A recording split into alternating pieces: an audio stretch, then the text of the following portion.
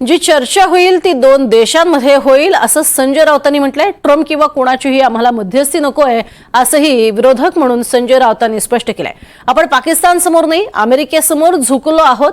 मोदी सरकारच्या बोटचेपे भूमिकेमुळे ट्रम्प यांचा शिरकाव झालाय असं म्हणत राऊतांनी केंद्रावर आणि खास करून पंतप्रधान नरेंद्र मोदींवर टीका केली आहे। सरकार आणि अमेरिकेचा यात काय सौदा झाला असाही खोचक सवाल त्यांनी केलाय।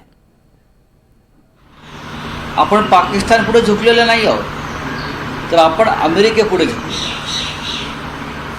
रोज ट्रम्प भारत काश्मीर आणि पाकिस्तानविषयी आम्हाला सूचना करतात। प्रेसिडेंट ट्रम्पने आधी युद्ध थांबवलं, आम्ही त्यांचं ऐकलं। प्रेसिडेंट ट्रम्प आता म्हणतो मी काश्मीरमध्ये मध्यस्थी करेन। प्रेसिडेंट ट्रम्पने शिमला करार वाचला पाहिजे आणि त्याच्यामध्ये प्रेसिडेंट ट्रम्प असेल किंवा प्रेसिडेंट पुतीन असेल किंवा अजून कोणी असतील त्यांना हस्तक्षेप करण्याची गरज नाही। आम्ही समर्थ आहोत। जर आमचं लष्कर समर्थ असं आम्ही म्हणतो मग प्रेसिडेंट ट्रम्पला यात लक्ष घालण्याची गरज नाही। यांच्या सरकारनं जी बोटचेपी भूमिका घेतलेली आहे त्याच्यामुळे प्रेसिडेंट ट्रम्प भारतामध्ये घुसलेला आहे। हे अत्यंत देशाच्या सार्वभौमतेचं दुर्दैव आहे। तुम्ही म्हणताय काहीतरी सौदा झाला आहे आणि त्याच्यामुळे अशी भूमिका घ्यावी लागली। आता हा सौदा काय झालाय भविष्यात कळेल। कोणावरचे खटले काढून घेतले जात आहेत अमेरिकेत असलेले।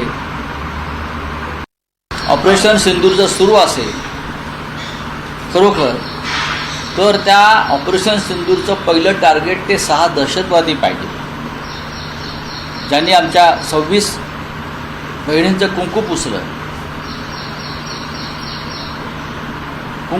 आणि त्यानंतर ऑपरेशन सिंदूरची कल्पना तुम्हाला सुचली ना, महिलांची मतं मिळावीत म्हणून, महिलांची सहानुभूती मिळावी म्हणून।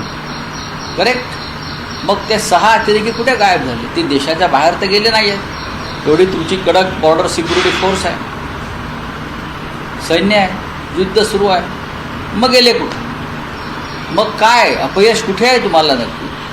आणि ह्याची जबाबदारी अमित शहांची।